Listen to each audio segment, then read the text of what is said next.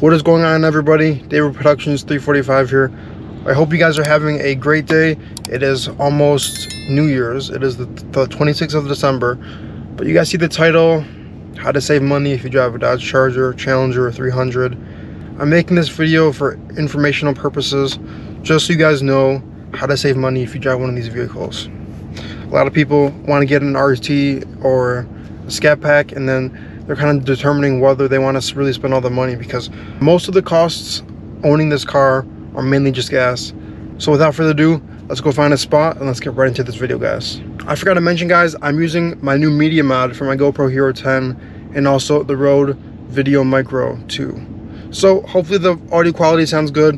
Let me know down below in the comments if you guys like the audio better. It should be able to pick up the exhaust sounds better. It should be able to pick up my voice better. It's a shotgun mic.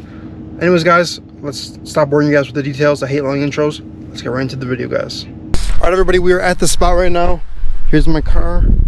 I'm gonna try to talk like this because the mic is directional. Anyways, this is my 2013 Dodge Charger RT Max all-wheel drive. So I'm gonna be talking about a couple things. So first of all, it's a V8. So if you're buying this car, you gotta know it's a V8. Yeah, if you're gonna be going through gas is one of the most biggest things. So the best way to save money for gas is to not buy this car. No, but the best way to save money for gas, guys, is to keep your foot off the gas pedal, guys. Meaning, make sure you're not lead-footed, because if you are, you're gonna have a lot of money just going down the drain because you're gonna be spending it on gas. Also, if you're trying to save money, guys, you can fill up with 89. I think that's recommended for these cars. I'm a 93 because I'm tuned for it. Somebody had mentioned in one of my videos about how these cars, you shouldn't be running 93 in them. I know that, but this car's tuned for it. If it wasn't tuned for 93, guys, don't run 93 in your cars. It's not worth it. You're just throwing money away. This car's tuned for it, so that's the only reason why I'm running 93. Also, the guy who I bought it from told me he's been running 93 in his car since he got it because of the tune, and he showed me the Diablo, I think it was like a T1000 tune. So if your car is not tuned for 93, don't run it. It'll save you a ton of money. So that's one of the main things about these cars, is the only reason that you're spending a lot of money on them is because of the gas and maintenance. The maintenance is the next part about this car. If you want to save money, guys, do your work yourself. Anyway, so say for example my radiator went out on my car. Instead of going to a dealership and spending like a couple $100s, I would go to AutoZone, pick up the part, go on YouTube, see how long it takes, kind of gauge whether I want to do it myself like at a certain time or wait till I have more time.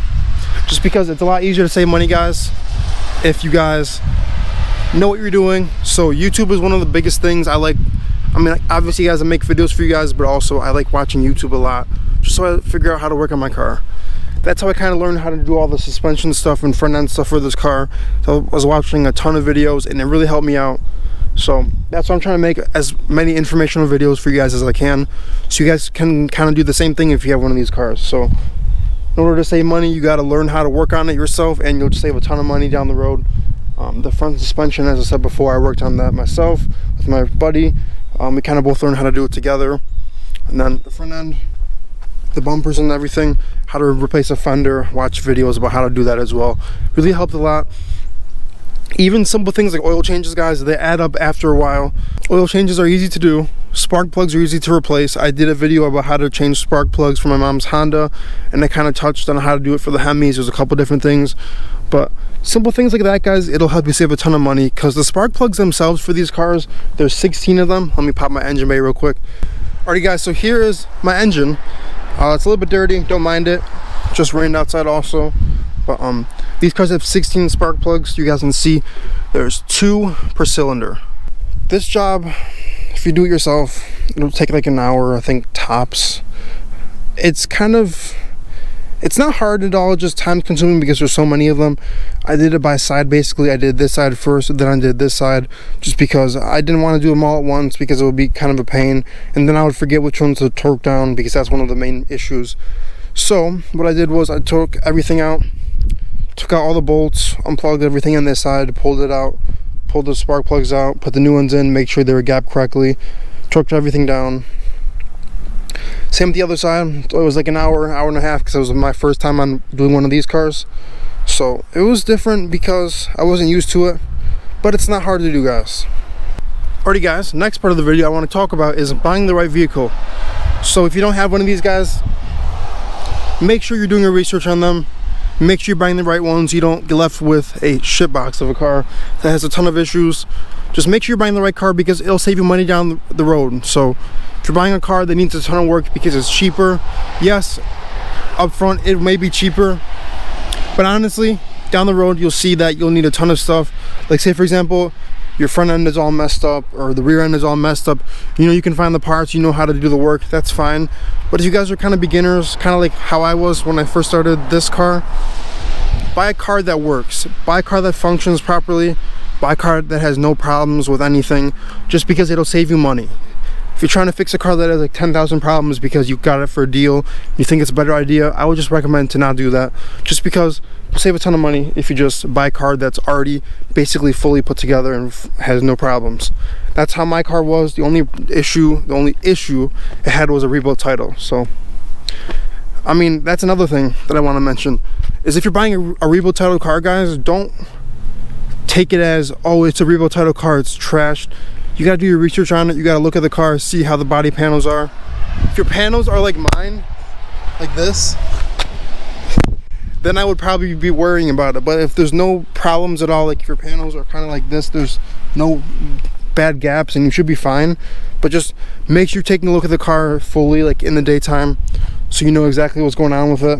But I just want to mention, guys, rebuilt title cars are not bad cars. A lot of people hate on them just because they're rebuilt title and you can't get your money's worth out of them.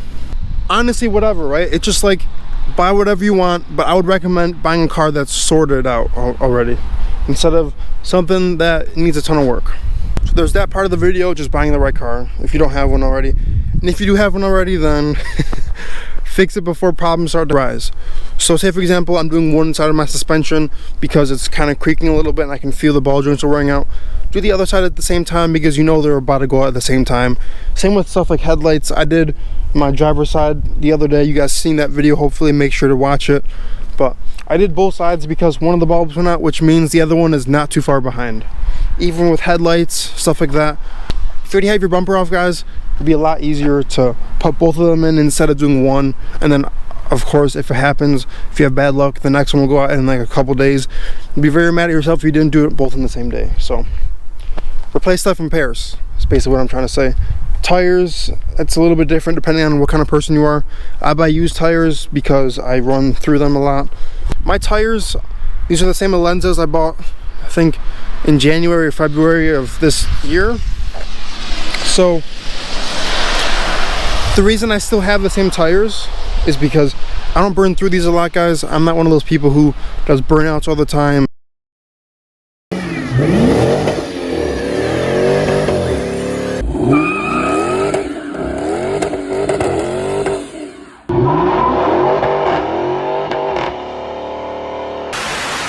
And donuts and all that. So tires are one of the main things. If you want to save money, buy used tires. There's no problem with that, guys, just because they're tires.